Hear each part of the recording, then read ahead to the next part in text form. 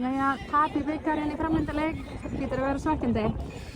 Mjög svo, ekki það sem við ætlum okkur og bara heilt yfir náttúrulega vantar bara að skapa færi. Tindastólsstelpurnar eru feikilega góðar og verjast vel og í rauninni, já, er það sem að kannski bara vantar upp á okkur, hreinlega meiri gæði á síðasta þriðjung. Næsta spurning átti að vera hvað vantaði upp á í dag, það hefur bara að ná að skapa góð færi úr góðum stöðum. Já, við erum að koma okkur vel upp völlinu og bolta ganga vel en við erum hins vegar ekki að ná að búa neitt til og síðasta þriðjungi. Í heildina erum við ekkert að fá mikið af færum. Tindastóll verst á mörgum mönnum og eru þéttar ákveðnar og þá þarftu bara hreinlega meiri hraða í spilið til þess að búka til og það var ekki í gangi í dag. Þú gerir 7 breytingar á liðinu fyrir þennan leik.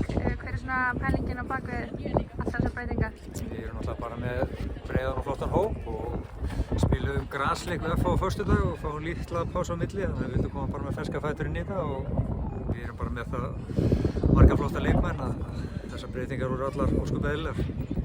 Svo er bara FH næsta laugardag. Hvað þarf að lagast til þess að ná sigri þar? Ja, við þurfum náttúrulega að skapa meira. Það er bara nummer 1 og 3. Við þurfum að vera hraðar í sóknarleiknum og betri ákvarðantökur á síðasta þriðjung. Takk fyrir þetta, gangi vel. Takk.